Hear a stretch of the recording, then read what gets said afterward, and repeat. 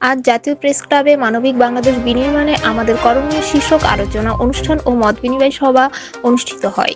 অনুষ্ঠানে সম্মানিত আলোচক হিসেবে বক্তব্য রাখেন গণপ্রজাতন্ত্রী বাংলাদেশ সরকারের সাবেক মন্ত্রী এম নাজিমুদ্দিন আল আজাদ, ধর্ম বিষয়ক মন্ত্রণালয়ের খ্রিস্টান ধর্মীয় কল্যাণ ট্রাস্টের বর্তমান সচিব নির্মল রোজারিও, জাহাঙ্গীরনগর বিশ্ববিদ্যালয়ের অধ্যাপক ডক্টর গোলাম রব্বানী, বিশিষ্ট রাজনীতি বিশ্লেষক এনামুল হক, গ্রামীণ ব্যাংকের সাবেক সহ-সভাপতি সাগিরুর রশিদ চৌধুরী, স্ট্যান্ডার্ড ইন্স্যুরেন্স লিমিটেডের ডিএমডি সাবির আহমেদ ভূঁইয়া, নারী মুক্তি কণ্ঠ সমাজকল্যাণ সংস্থার নির্বাহী পরিচালক কোহিনুর আক্তার তুহিন সহ বিভিন্ন সামাজিক, ধর্মীয় ও রাজনৈতিক নেতৃবৃন্দ।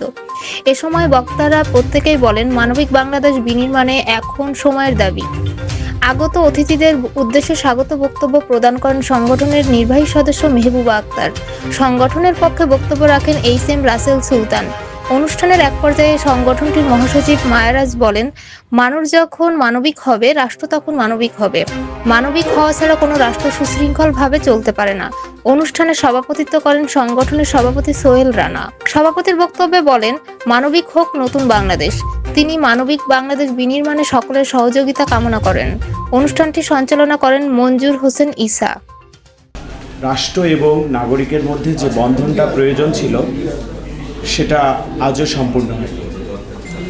আমাদের মনে হয়েছে যে বাংলাদেশকে যদি এই অপরাজনৈতিক নেতৃত্বে রাখা হয় তাহলে আমাদের নতুন প্রজন্মের জন্য যে সভ্য রাষ্ট্র আমরা চাচ্ছি সেটা অসম্ভব।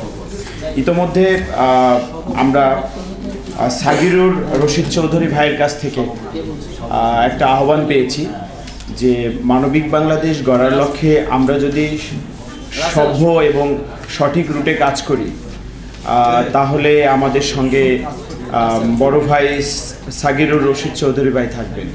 আমি আপনার আহ্বানটা গ্রহণ করলাম এবং আমরা আপনাদের দেওয়া রুট চলাচ্ছি।